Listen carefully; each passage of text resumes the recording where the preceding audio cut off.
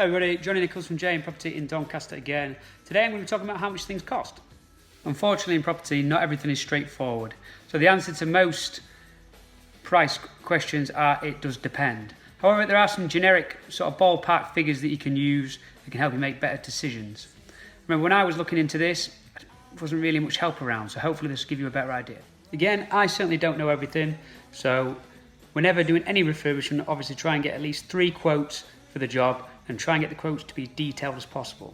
When people talk about pricing, a lot of the time you get a lot of, oh, well, I can get it for this and blah, blah, blah. Well, you probably can, yeah. But to Joe Blogs, they probably can't. So, again, these are generic figures. They're based on a 3-bedroom semis and up north. Okay, I'm based in Doncaster.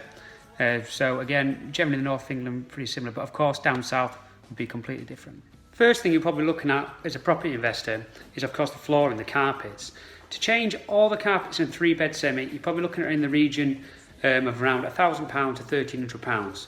Of course, this is to a rental standard, okay, so it's not a high spec. You want it to be smart, but not overly amazing. Similar to that is painting. To paint a whole property, including the skirting and all the glosswork, again, you're probably looking in the region between £1,000 to sort of £1,300. Another main talking point when doing refurbishments is, of course, kitchens. Again, when doing refurbishments, you want to do them to a rental standard, so you don't have to shell out enormous amounts on the kitchens. Here's my latest kitchen. This kitchen here cost £1,000 from B&Q in Doncaster, including the splashback tiles. To fit the kitchen, you're probably looking at about £750 to £1,000, and that's including to plumb the sink in as well. So again, you don't have to go crazy. Another thing you'll have to consider is the electrics. If you want to update the electrics, you usually can do this by updating the consumer unit. This costs you between £300 to £400. But if you want to update the electrics entirely, do a full property rewire, you're probably looking at between sort of £2,300 to £3,000.